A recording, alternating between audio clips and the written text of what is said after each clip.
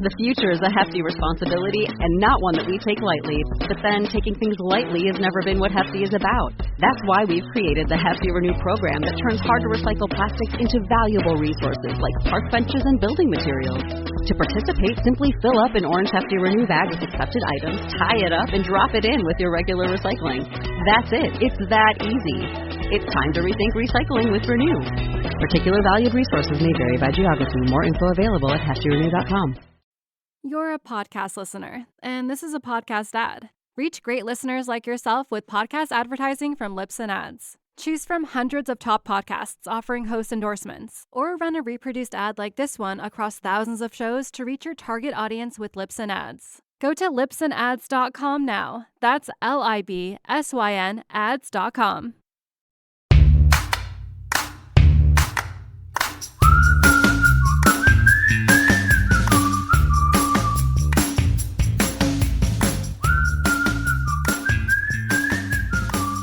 Hello and welcome back to the Law of Attraction Try podcast. I'm your host, Stephanie Keith, and I am going to talk about self-worth, embodiment, your identity, all that kind of thing today. And I had asked the Inner Tribe Facebook group what you wanted me to cover on the podcast next, and that was the number one requested topic. So we had my hype girl, Christina, saying increasing your self-worth. We had Lily saying that she struggles with the self-concept, and it's been particularly rough because she's about to turn 30 and her inner narrative surrounding that shift hasn't been so kind. Lots of feelings of inadequacy coming to the surface. So this is a great topic to talk about because I think we all face it. And I think a lot of this stuff comes to the surface anytime we're about to level up or do something scary, something out of our comfort zone, like starting a business, starting a podcast, turning, a certain age, and you have some, idea in your mind of what that means or where you should be by that age. And it's something that I think we all go through at a certain point in time. And sometimes that comes around multiple times.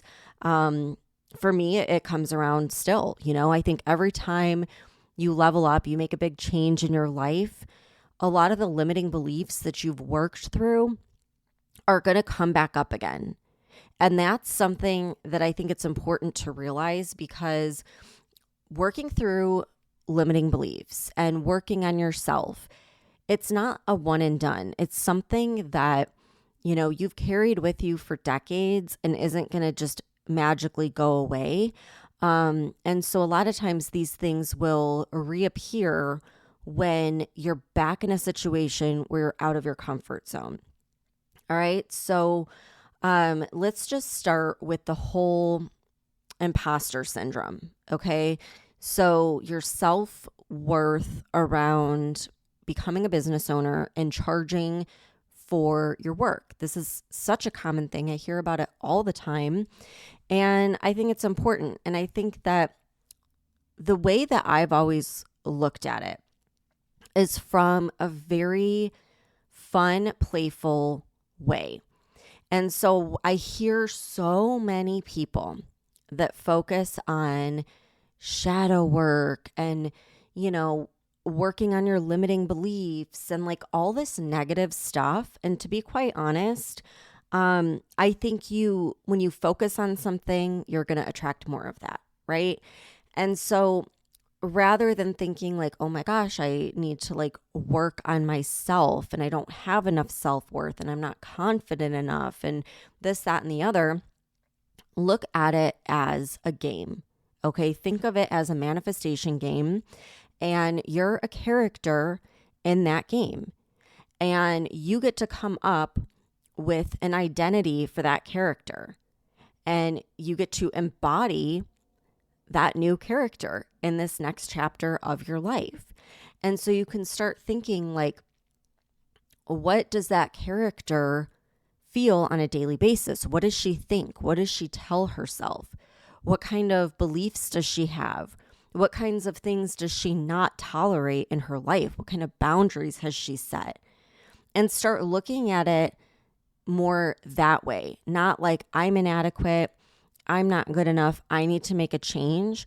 Look at it from the perspective of you are playing a role and you get to create this character and start painting the picture in your mind of this character and everything that she embodies, that she stands for.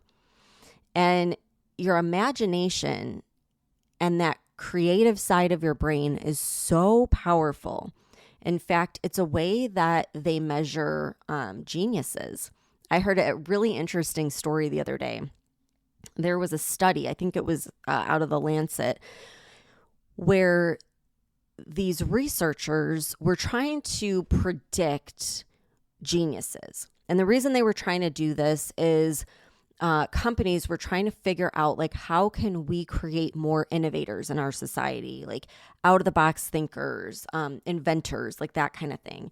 And so they started researching people in kindergarten, and they would like give these kids tests that would determine their ability to create and to come up with things. And that was their level of determining future geniuses, was that creative aspect. And what they found were that these kindergartners, 95% of them were geniuses. They were on the track to be geniuses. And then they interviewed people in high school and then again in college.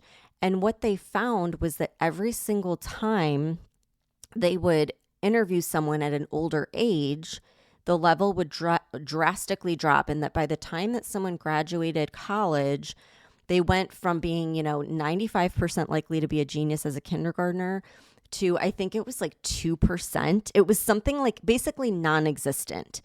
And what the study said, they summarized, was that school makes people dumber. And what they mean by that, and the whole purpose of this story, is that what happens throughout school, you go from being super imaginative and creative to the complete opposite, right? Like end of elementary school, beginning of middle school, you learn, or you're taught to shut that part out. Like creativity is not important. What's important is math and science, and you need to sit and be quiet and listen and, stop daydreaming, stop using your imagination, get your head out of the clouds. That kind of thing is really drilled in us. We are literally conditioned to turn that part of our brain off. But that part of our brain is what leads to these genius ideas. It's what leads to innovation, thinking outside the box. And so when it comes to your concept of self-worth and creating this new level version of you, this new identity, you really want to turn that back on. Because what you're doing is you're looking at it from that conditioned perspective of like, I'm only making X amount of dollars. I've only done X, Y, Z in my life. I'm at this age, and by this age, I should have X, Y, Z accomplished. Shut that off and look at it from the right side of your brain, from your imagination, from the creative side, and start creating the identity that you want. Start creating a new life story for you. And so I know you guys, especially long-term listeners of the podcast, have heard me talk about this a lot, but I'm going to talk about it again because it was a defining point in my life that got me to where I am right now with my business, my life, everything. And it was when I turned 30. And so, listening to Lily's comment about turning 30 and how there's all these, things that go through our mind, especially as women, when we turn a certain age, that happened to me. I mean, I had a full on, like what felt like a mental breakdown / spiritual awakening. It was where I just kind of looked at my life and I realized that I had spent my 20s, an entire decade that's supposed to be, the most fun and free, best years of your life. I spent them in a job. Like I had a corporate identity, and outside of my corporate identity and being a mom, there was nothing.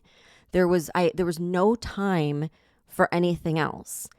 And I was able to look at that milestone and look ahead and say, okay, if I stay on this same path for another 10 years or another 30 years, then I'm going to be, at retirement looking back at my life like I'm looking back at my 20s right now. And that's unacceptable. I don't want that. I don't want to live this life where I just live to work and I'm in a job that stresses me out, yet gives me no purpose or fulfillment. And I started thinking, what would people say at my funeral? What mark did I leave on the world? What did I do to help people and put myself out there and put my real talents to good use? And in that moment of all of these kind of negative emotions and feelings and thoughts coming to the surface, it sparked something in me. And so to answer your question, Lily, those moments that seem so dark and seem so bad and so negative, think of those moments as a springboard that's going to light a fire under your ass to completely transform your life. Because in that moment, you've got two choices. You can move forward on the same path that you're on now, which clearly is making you feel a certain way that's not so great, or you can use that as a realization to make a massive change in your life and to take a new path that will lead to fulfillment and happiness and, whatever else it is, you're looking for in your life. And so it's instead of looking at this as a negative time, look at this as the fork in the road, and you get to decide what's next because you create your reality. And you're literally creating your reality by creating this new life for yourself, creating this new identity. Think about what you want to take forward and what you want to leave behind. What are you no longer going to tolerate in your life? How do you need to start showing up differently to get a different result? What kinds of things do you do now that the highest version of yourself wouldn't tolerate? And use that as kind of a fun way to get to the next level of this manifestation game.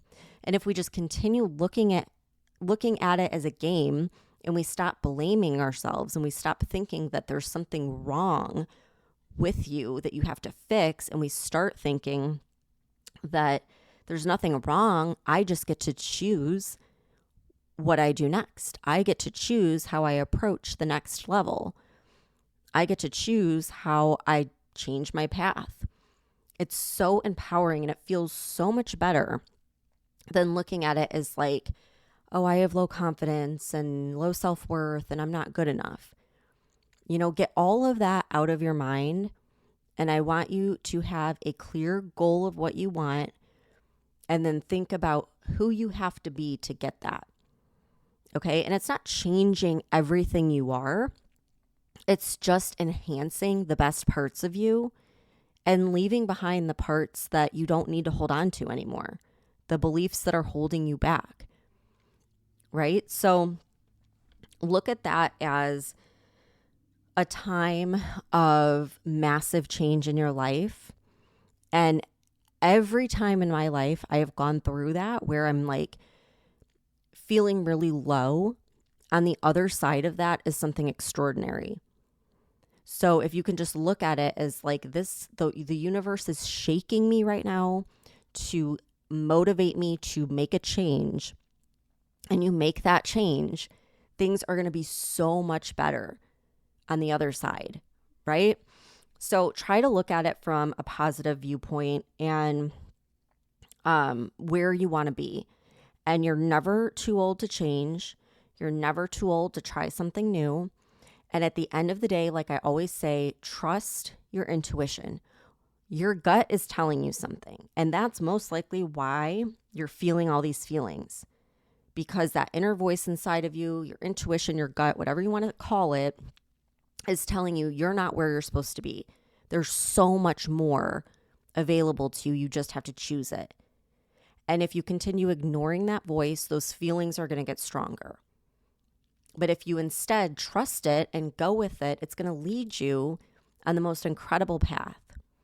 So pay attention to that, become acquainted with that voice and follow it. Listen to it. What is it telling you to do? What's that next step that it's telling you to go for? What are you feeling inspired to do right now? Follow that. Okay? Follow that. That is like the best thing I can say. And everything will work out one step at a time. The other question that I want to address was from Alexandria, who said, the other day I was having a really low vibe kind of bad mood day, and nothing I did worked to make me feel better. Maybe an episode on what you do when you're having an off day like that and what you could do to bring yourself out of it could be helpful.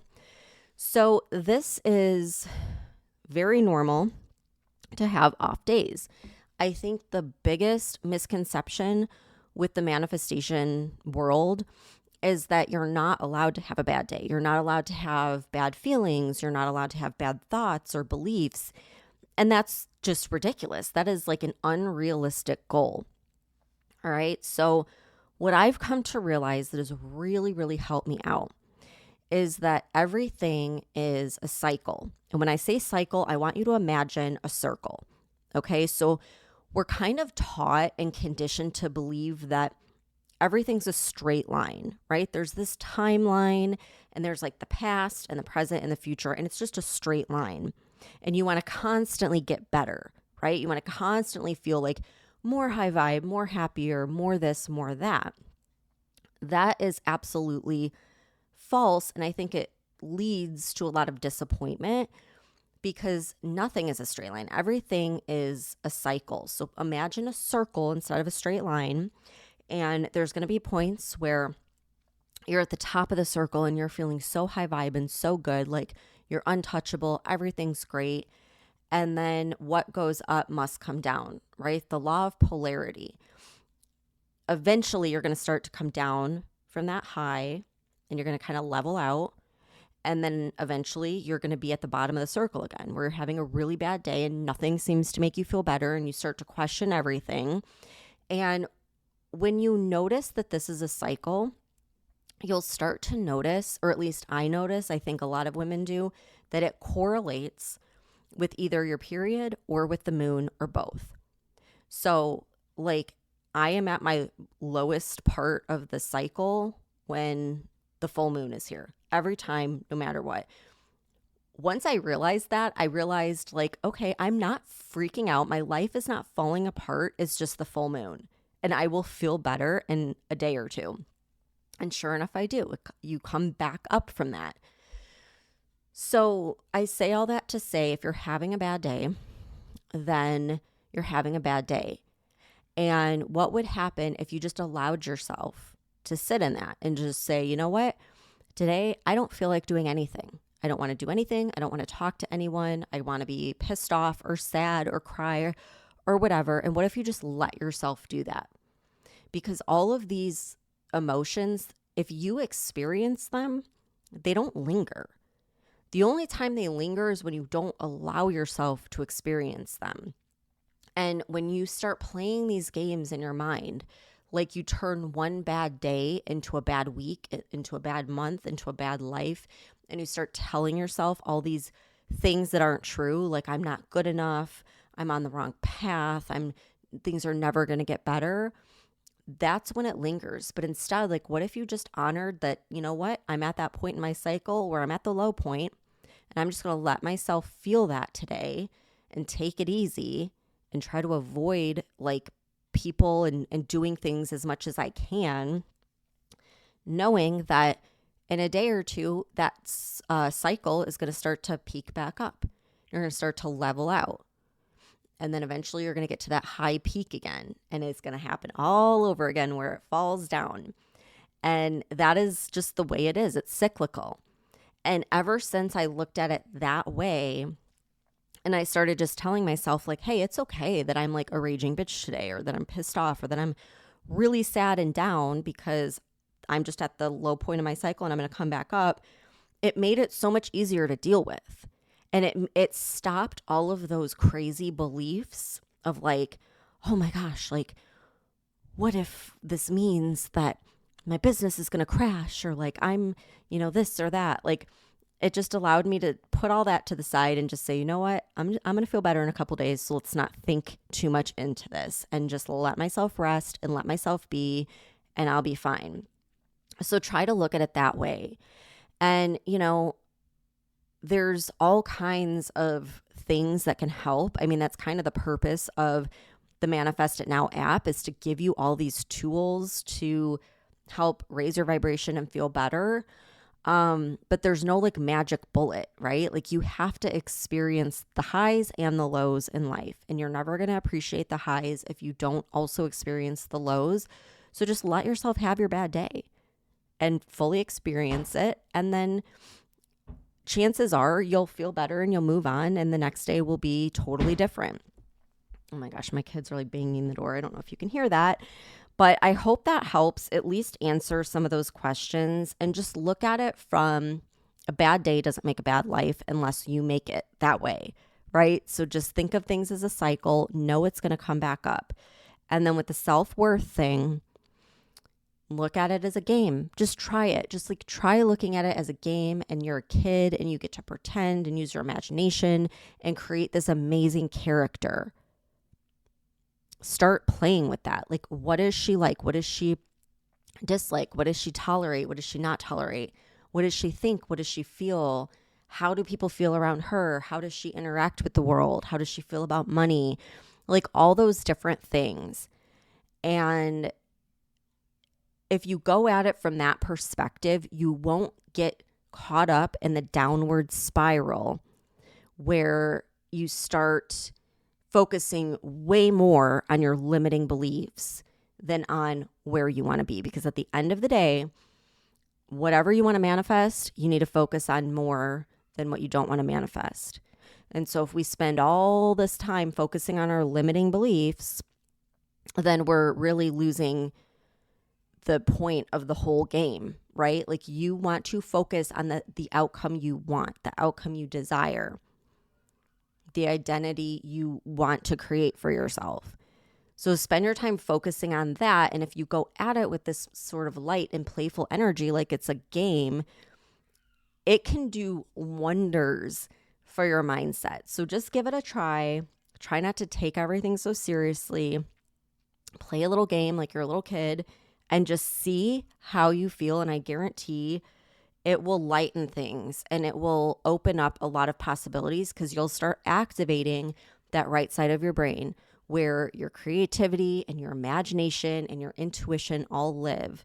And when you light that up, it like you become a force, you become unstoppable, and you start manifesting things like with ease, like almost instantaneously, like things just happen.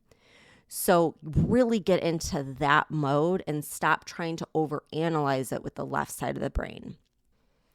If you want more of a guide on how to get in that high vibrational state, and you want more of like a routine, like a morning routine and evening routine to help you out, and like different things to help you with different, points in your life, that's what the Elevate program is for. I literally lay it all out. I give you like a 7-day strategy for the morning and the evening that's super simple. It only takes a few minutes and helps you get in that high vibrational state so that you become like a manifestation magnet. That's what that's for. There's also the Manifest It Now app. Like I said, there's over 200 manifestation tools to help you with all these different things. So those are available. Of course, that always helps, when you're in the mindset to do it, but also honor like the days where you just want to rest and not do anything and don't feel like you have to do something.